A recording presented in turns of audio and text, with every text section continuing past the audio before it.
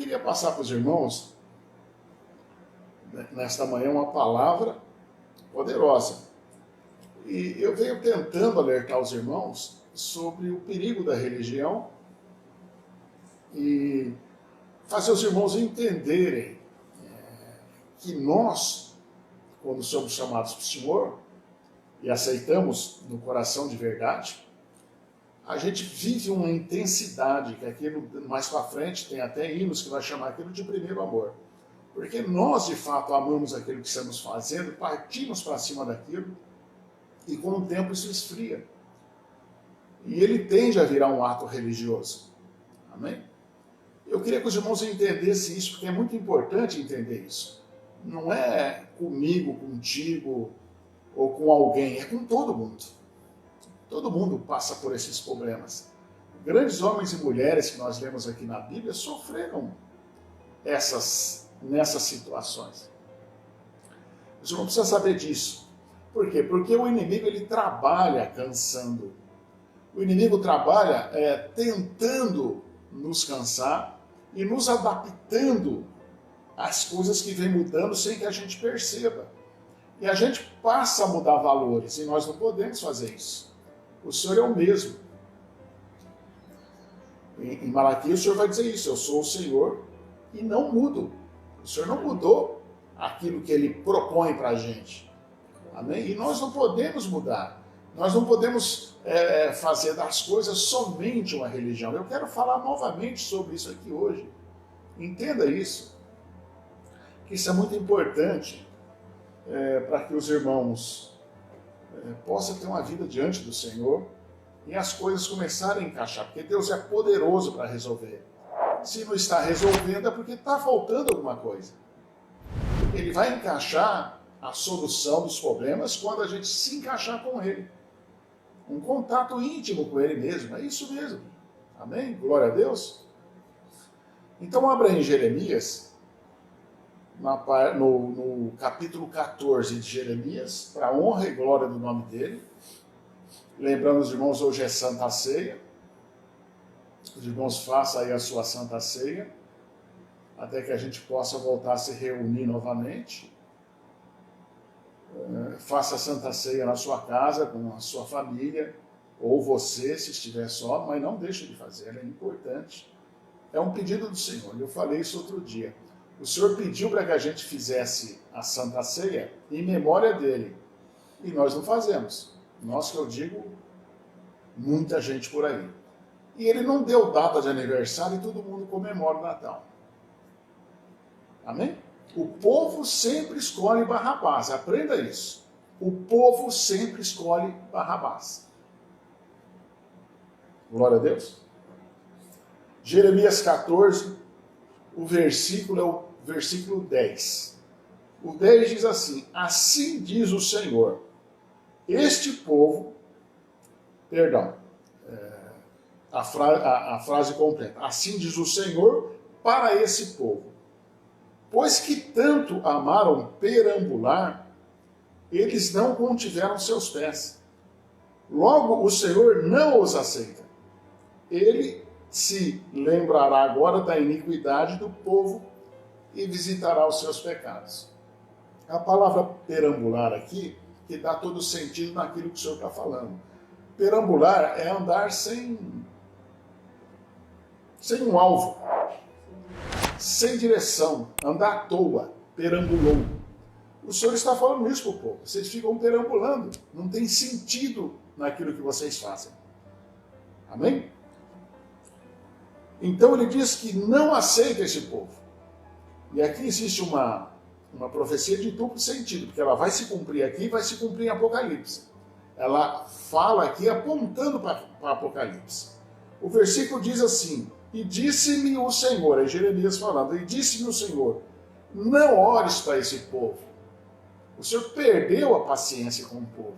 Não ores para esse povo. Se os irmãos olharem para Apocalipse e entenderem os profetas e Apocalipse, Deus vai falar, encerra com essa gente. Não quero mais. E eu estou falando aqui de igreja, que vai apostatar da fé. Paulo fala isso em Tessalonicenses.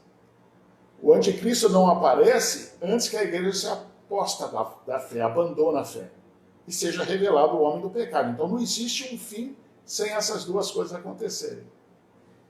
Então a igreja vai apostatar da fé. E eu já tenho dito para os irmãos, a igreja ela não marcou uma data para apostatar, para sair da fé. Quando fala sair da fé, irmãos, eu sei que tem irmãos que têm dificuldade, então presta atenção. Presta atenção aqui para os irmãos entenderem isso. Não tem uma dificuldade de entendimento. Quando falar abandonar a fé, elas podem não abandonar o nome Jesus. Mas pode estar acreditando num falso Jesus.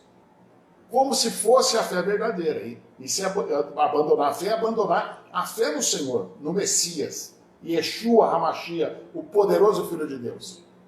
Isso é abandonar a fé. Então a igreja aposta de um para aceitar um outro. Amém? A adoração é a mesma, é só você tirar um e botar o outro no lugar. Você pode continuar do mesmo jeito, só com outro Deus. Simples de entender. Por isso que a nossa direção tem que estar nele, sempre nele. Atenção na palavra dele. E o que diz aqui o Jeremias? Ele falou, o Senhor disse para ele, não ore para esse povo. Não ore para esse povo. Quando jejuarem, eu não ouvirei o seu clamor. E quando oferecerem ofertas, queimada e uma oblação, eu não aceitarei. Porém, eu continuarei, eu os consumirei pela espada, pela fome e pela peste. É o duplo sentido da profecia que vai acontecer aqui e lá. Mas por que o senhor está falando que não vai aceitar a oferta, não vai aceitar a oração, não vai aceitar nada? Porque o povo tem problema. É isso que eu estou tentando passar para os irmãos tentarem entender. O aceitar Jesus não é um ato religioso de levantar a mão. O aceitar Jesus é uma mudança. Precisa entender que é uma mudança. Amém?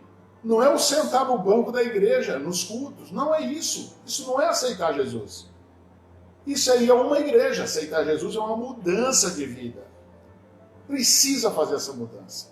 Isaías 1. Para a honra e glória do nome do Senhor. Isaías 1. Amém? Glória ao nome do Senhor. Isaías 1. Nós vamos começar. O versículo 10, irmãos, já dá um entendimento bom que eu quero falar para os irmãos. A partir do versículo 10, Isaías diz assim: ouvi a palavra do Senhor, vós governante de Sodoma,